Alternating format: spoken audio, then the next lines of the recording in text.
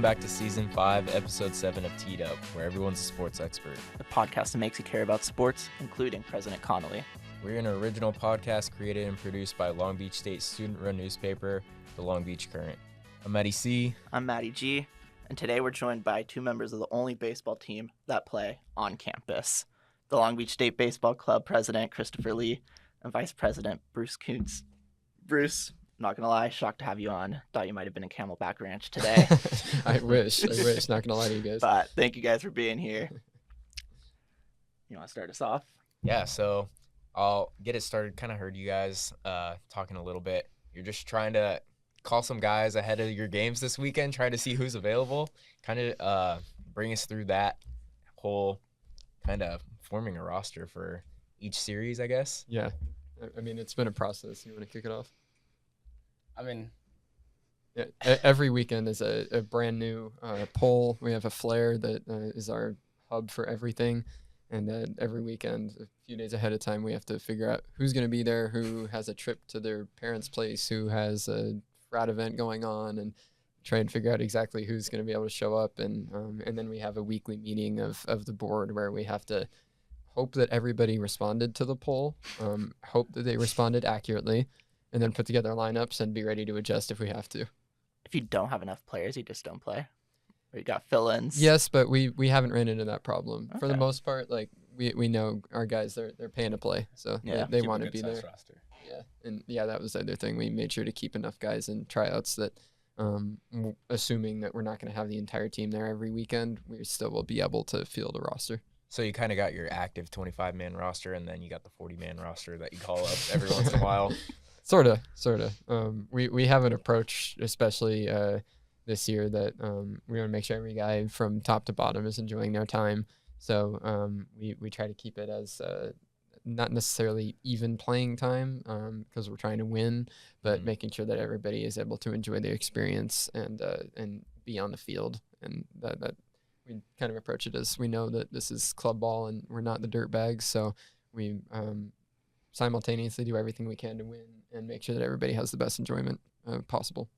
You said you guys got to pay to play, obviously, right? Yeah. But do you guys get any sort of resources through the administration for a club? Yeah. That's all you, Chris. So so the school does give us a bit of money and whatever leftover money that we have from past seasons will roll over. I think we're given roughly about like $6,000 to $7,000. I don't know the exact figure, but that's designated specifically for traveling. And then we have a separate account that we use, for anything we need: equipment, cage rentals, fields, umpires. Yeah. Club sports is good to us. Yeah. And so when you play against like UCLA, you guys kind of split the pay for the fields. Yeah, it's every NCBA team that we play against is the league, and there's systems in place where when you're the home team, we have to get the umpires and rent the field, and yeah, it's a very down to a science system of everybody knows exactly what funds they're responsible for covering for each series, depending on if you're home or away. So scheduling the umpires and you guys having to pick, do you kind of have like a blacklist of umpires where you're like, hell no, like these guys are not coming back to like one of our games? And I wish. Boy, oh boy. There's the crew that we've been reaching out to. They're great. They have some wonderful umpires, and we appreciate their services. But there's been one crew this last weekend where, man, one guy's strike zone was about this big, and the other guy was about maybe the size of this room.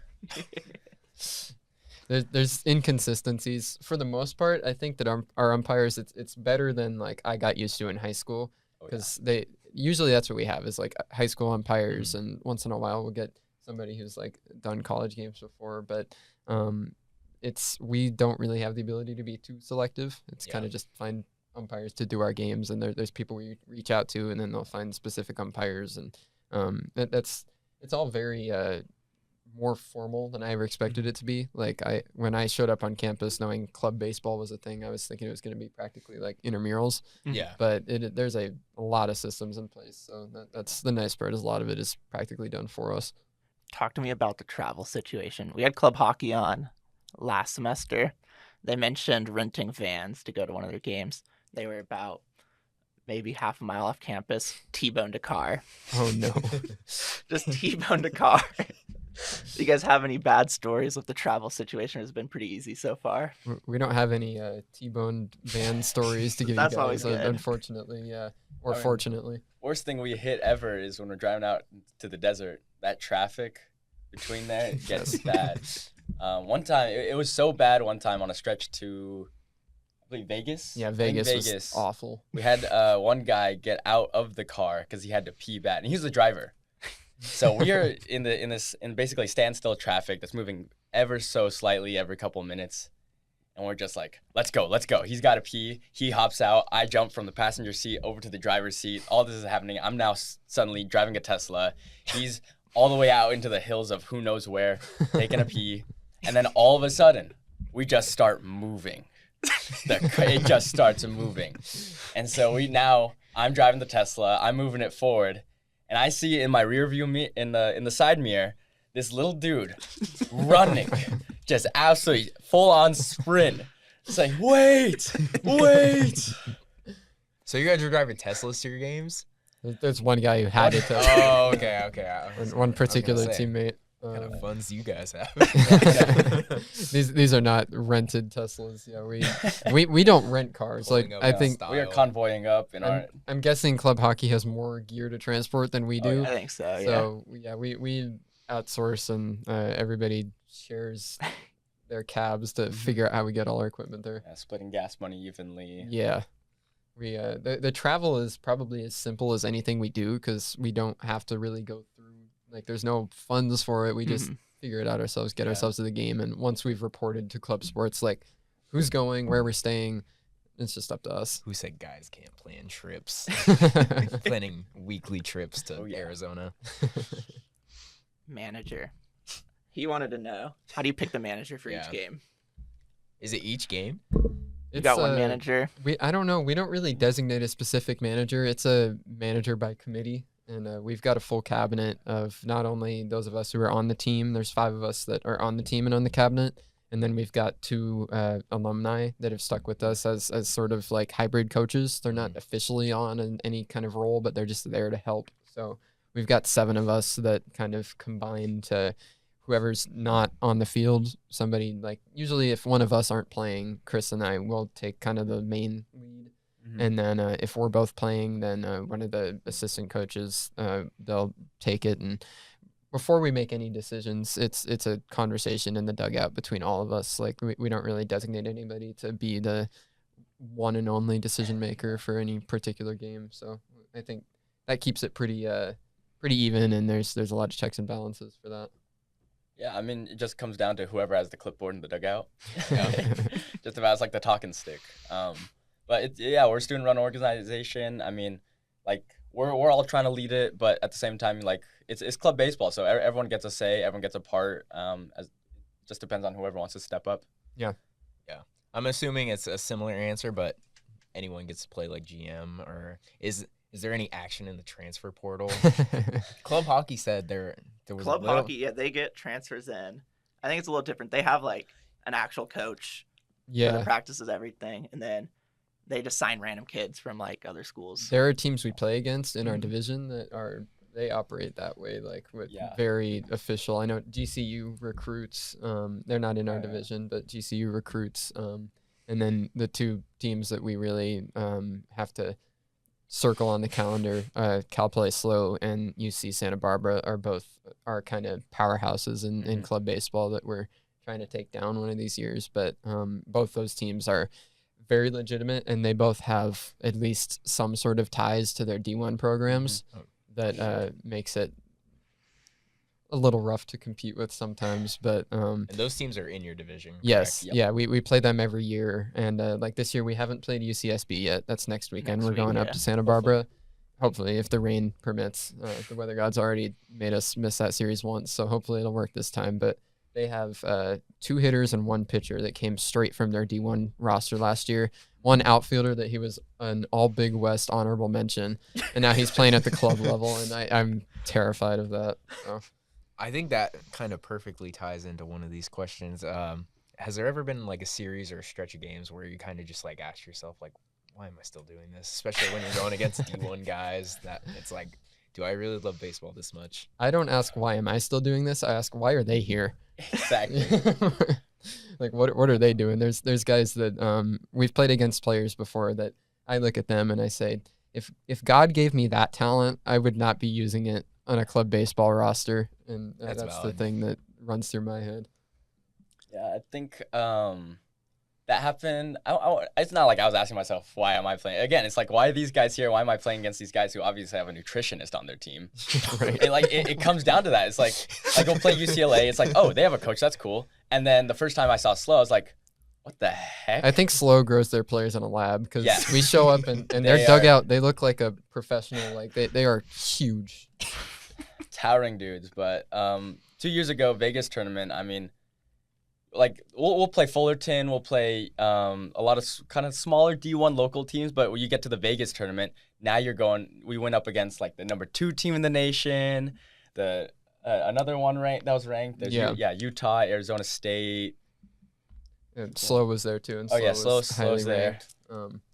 Yeah, it's that's NCBA is, like I said, it's such a more official thing than I ever expected it to be. There's nationwide rankings and We saw the and- website. Yeah. Yeah. That's pretty Within our legit. division, it's Cal Poly is always up there, and then Santa Barbara is up there now too for sure with their Division 1 ads this season. They're Quick question on your guys' personal backgrounds. What positions do you guys play? I'm a first baseman. As far as background, I've been playing all sorts of positions because I'm very athletic. But All right. these days, I'm Vouch, just a vouch. PO.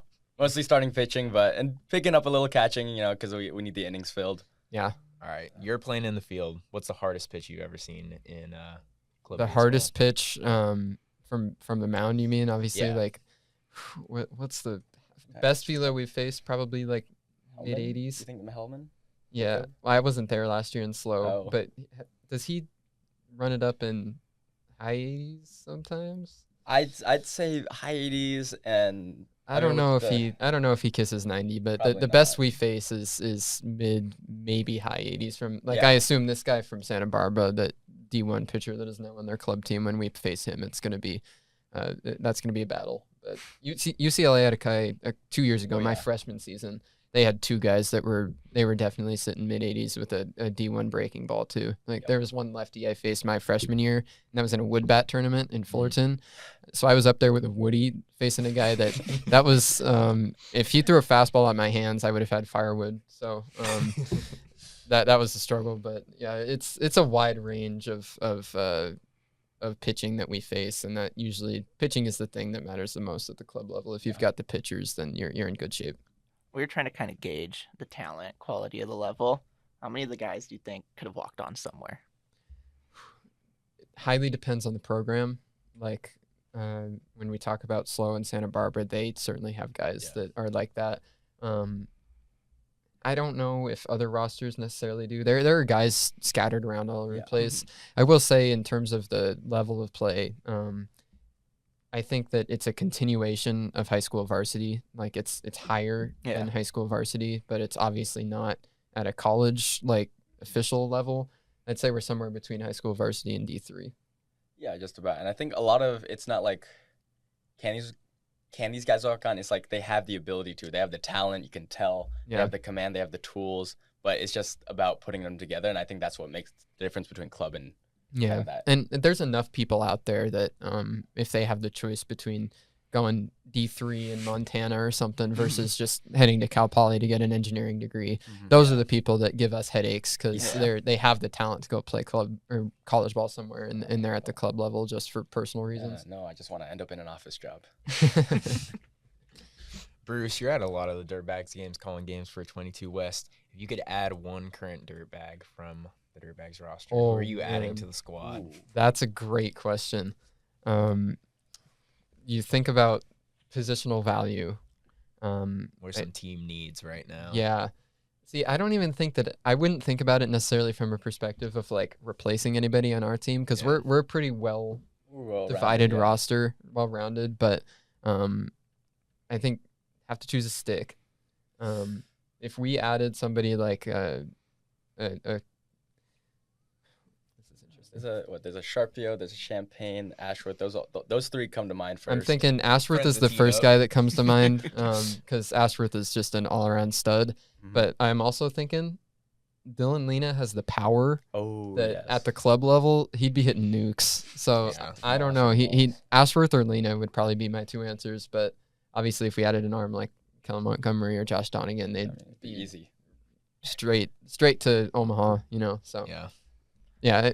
Ashworth's my answer. I think. All right. During the scouting / tryout process, have you guys found any of your teammates' perfect game accounts? I remember Eli last year. He had one. He had an account, but I don't think. Our catcher last year he was doing PG stuff, and we've had a Mhm. couple guys. Diaz had PG Oh yeah, you'll find random videos of them feeling Yeah. ground balls. when they're 13. Yeah. So there's been a couple of those guys. We came across one this year for someone on the team. I think it was Pablo. Yes. Oh, Okay. He's Yeah. from right down here, La Mirada. He was talking about his pitches. I Yeah. don't know if he still pitches. He was a two-way guy for us when his shoulder was healthy enough to throw. Former two-way guy. Yeah. Okay. Got some Otanis. There's plenty of two-way guys on our club. team and Yeah. at the overall club level. That's pretty common. I'm gonna read you guys a quote. Okay. The fruits we bear grow sweeter with the passing seasons, and with our harvests, the team only gets better. Who wrote this? Are you guys? Okay. Oh yeah. Bit of context behind that. Our past president, I think, his quote was something like, I don't know. The fruit is ready to harvest. Yeah, It's it was a sweet and it's version of that. bountiful. Yeah. And I was like, you know what? Let's keep it going with the fruit theme. I Yeah. love it. It's bars. They're growing sweeter. I mean, the team last year, was very good. He was right. The fruit looked good for picking, but this time around, I think definitely we definitely improved in certain areas where we kind of lacked last year. It's a gradual growth because our program as a school, if you go back 5 years, was down in the dumps, and so it's been a process to build back up, and we're trying to get to the point where we're going to be competing with SLO and Santa Barbara. The last 2 years, we've taken one out of our series against SLO, so we've taken one of the three against them the last 2 years. Yeah. We're hoping this year when we head up there, we can win the series. That's always the goal. So Mhm. it's a gradual growth, and it's very similar to a rebuild in any professional setting. Like it's about reestablishing the culture you want, Mhm. and there's an extra challenge with that at our level because there's no higher voices. Like it's all student ran, so it's up to us. And when the cabinet is changing year after year, like Chris is a first year president, Garrett was a first year president before that, Keishan was a first year president before that. Trying to have the culture carry over year to year, bring out the same kind of team goals, enthusiasm at week of welcome, all those kind of things makes it a process that you have to trust year after year that whoever's stepping into those leadership spots is going to be able to carry that on. So we're every year just hoping that we can get a little better, and eventually be up in the top of the conference. Top of the fruit tree. Exactly. Maddie, I have a question for you. Yeah. Who rebuilds quicker, club baseball or the Dirtbags? Ooh. I think club baseball. I've talked to TJ. I've talked to a lot of dirtbags. I don't know if I'm seeing the process right now. Oh no. It's a young season. It's a young season, but college baseball's hard. It is. And college baseball at Long Beach has been harder. When I came here, I purely picked it off of I thought our baseball team was better than Fullerton. That was why I was here. I knew of Long Beach State because I knew the Dirtbags. Mhm. Exactly. Yeah. Like it's a legacy, but Mhm. we haven't really lived up to that legacy since I've been here. We need somebody to take over the reins so we don't have to say, oh, Dirtbags, that's where Troy Tulowitzki and Jared Weaver played. We need somebody in this century, I know. please. And Troy Tulowitzki just got hired as Texas. Yeah. coach. We need somebody who's an active big leaguer other than Jeff McNeil. Like, come Hey, on. Jaron Duran. Yeah, Jared Oh Duran. yeah. Controversial. Within the Long Beach State athletic community. Yeah. Within every baseball community. Are you guys academically legit? Like, do you guys have time for school, or is like club baseball your guys' primary focus? Is there a GPA requirement to be on? There is. We have to Alright. be academically eligible the same Alright, way alright. that college athletes do. We're a little different. For us, it's a you have to have a 2.0, and you can have an F thrown in there if you are on leadership in a leadership position. Yeah. Oh, yeah, that's true. And for us, we can't. But we have academic requirements to meet, just like other sports. And if you don't meet them, like that's the beginning of the spring, because our fall season is pretty much like scrimmages. That's our spring training. And then the spring is where our actual schedule takes place. And at the very beginning of the spring, we have a form that we have to have every single guy on the team sign. That's just an academic eligibility check, and we have to sign it, say, yes, I passed my classes, and then they go in and check it and give us the thumbs up or give us the thumbs down. Have you guys, either of you guys, had an experience where you're like a high school coach and you bring like a kid into your office and you're like, you're not making the cut in the classroom, I'm gonna have to bench you? We haven't had that in the classroom. Close call. Yes, we had a couple. We had a couple of close calls this past year. We're not going to name names, but it was a collaborative effort with us in the club sports department to figure out a solution along with the players. But we made it through. So I think that's the next step for you guys, like, you know, getting a team doctor, a nutritionist, a team tutor, you know. Yeah. You can find guys with the majors already on the team. In source. Yeah, in source. Get some kinesiology majors in there. We've got plenty of kin people. Yeah. But we have so many engineers. A lot of engineers. So math brains. many engineers. Build a ballpark. Get us a track man, and we'll have people to run it. A lot of teams that you'll see in our conference, they'll have a lot of guys, 3 to 4 years. But for us, a lot of the times we'll have guys for their first, second, maybe third year here and there. But they always leave because they got to go focus on school and their classes and their grades. Yeah, we don't have. They don't love the game. They don't.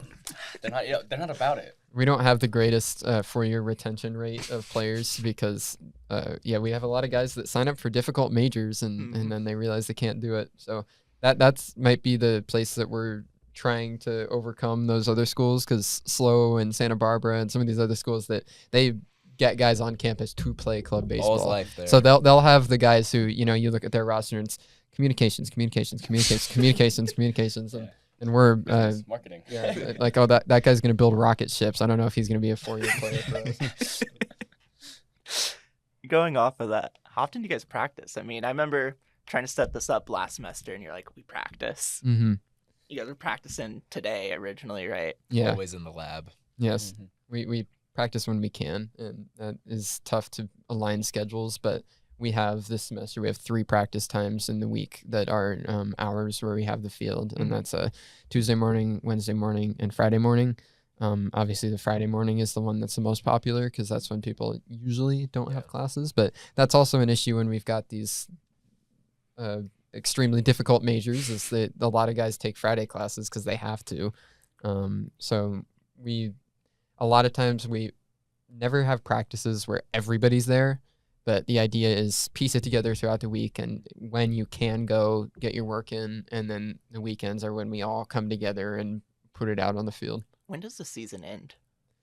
Like, if you guys made it to the tournament. It runs pretty late because we have a regional playoff that we can get to, and then there's a National World Series that's in Illinois that that is our ultimate goal, is to reach there at some point while all of us are still here. So that obviously for Chris, that's this year is our chance to, and then I've got one more, but it runs pretty late into the semester if we were to make it that far. So is there like a fear you get there and then half your roster's got finals? I guess if we've got all these, it's tough to balance it out with this. We got Cal State schools, you got the Midwest schools, you got the UC quarter system, like all these different systems, just trying to mix it and make the schedule work. If we make it to Illinois and there's any of my players that come to me and say I've got finals, and I say you're going to turn down an all expenses paid trip to the NCBA World Series to pass class, then I'd say fuck off. You need to reevaluate your priorities, understand what are you in college to do, make some experiences, you know, like let's get our priorities together. Yeah, who doesn't love a super senior? Testing your years of eligibility. I got one more year left. Oh, we have that happen. We've had some geezers come through that it's a battle to say, are these guys even allowed to play when you get into the 27, 28-year-old range? It gets a little hairy. 2 years ago, we had a guy, 27 years old, who was deemed eligible because of his military service. Yeah, that gave him an exam. Salute to the troops. I mean, get him on the field. This year we had a guy who was playing with us in the fall. Really hard throwing guy. We loved him. Really, I mean, truly a really good starting pitcher and an asset. But the guy knew high school before COVID. I knew high school Unk before status. COVID. Damn. Yeah, he's up there. Way out there, yeah. We were talking about a dodgeball tourney that's happening in the group chat the other day, and he said, I won a dodgeball tourney, and sent a picture of a newspaper clipping from his dodgeball tourney. He got flamed for that one. I'm sure you guys have heard the phrase, you look good, you feel good. You feel good, you play good. Yes. We see on your Instagram, you got these rolling jerseys on, Uh-huh. I think for practice. But during the games, you guys are wearing T-shirts? That's what That's in what the it fall. appeared. That was Okay, what we were okay, waiting yeah. for. Okay. We've got That's a spring training jersey. We've got 2 jerseys every year. The way that we do it is each year we add a new uniform and then leave one behind. Okay. So we'll have, like last year, our new uniform was pinstripes head to toe. So all our returners from last year kept our pinstripe unis, and then we got new ones for the new guys. And then we ordered an additional jersey that is a gold one with beach across the front. That we're waiting on that one to get here. I was worried. The jerseys were clean, but I was wondering where they went when you guys took the field. Yes. I saw those T-shirts, and I was like, Yeah, during the fall, that's a complicated time as we're trying to wrangle jersey numbers, and it's a bit of a long process to get the jerseys submitted and ordered, and they kind of take forever to get here. But once they do, and they have for the spring now, we look pretty good out there, I would say. I know in your background, Bruce, you do some prospectings. I do. What would be the highest grade you think you could give a teammate? Oh man, 20/80 scale we're talking. Yeah. I'd give Kevin, our second baseman, he's an 80 on the speed scale. Okay. That guy moves. He moves. And then go in with that, your highest tool and Chris's highest tool. My highest tool would be the glove at first base. I'd give myself a weighing 60 or 70. I'm pretty confident in my glove at first base. I pick it pretty good. So no, I'll give myself a little double plus on the NCBA 20/80. And then for Chris, your fastball. Yeah, definitely. Your fastball comes in at a 72. He's got a very, very good heater. Sometimes it can spray out a bit, but if he finds the zone with that fastball, that's the best pitch on our team probably. 2 games, 4 hit by pitches. Only 4. Only 4. It's better this year. Oh yeah. We're making progress. If Chris finds the zone, he's our ace. So Highlight of each of your guys' tenures with the beach thus far. you go first, Chris. Ooh. I gotta say, probably. I think in terms of excitement, definitely winning the Fullerton fall tournament about 2 years ago. That's when we saw UCLA was whipping out their lefty arm with the D1 breaking ball, and we went out there final play at the plate, and we were trying to hold a lead. It just came down to a play at the plate. Good throw from right field. Catcher had a good caught it good, and then just lay down the tag, and we're just yelling, and there's all this tension because there's all this smack going on. Oh yeah, that's my answer too. I was gonna give that freshman year for me. That fall we won the tourney against UCLA. That was shout out to Chad, our new social chair on the cabinet now. But when he was in his first year as well, gunned out a UCLA runner at home plate was the tying run. Threw him out to end the game. And like Chris said, NCBA with certain teams, UCLA is one of them. There is some year after year beef that can hang around, and that year there was certainly tension, and so getting that win felt very, very good. What's the likelihood of seeing a brawl out there? Very low because they regulate the hell out of it. If a brawl happens or if the bench is even clear in a violent way, then your club is suspended for 4 years. So everybody on the team, they cleared out. Everybody on their team has officially played their last NCBA game if a benches clearing brawl happens. So they are very strict about that. It does not mean that there hasn't been times where we feel like that we want to, but they make it pretty hard for us to do that. Who's your guys' biggest rival? I mean, on paper, it's Fullerton. According to on the paper, yeah. But in practice, I think UCSB has been our biggest chatterbox the last few years. When we play Santa Barbara, the mouths and the dugouts get going pretty good. It's a chirp fest. I mean, yeah, you won't hear any more creative insults than them. Yes.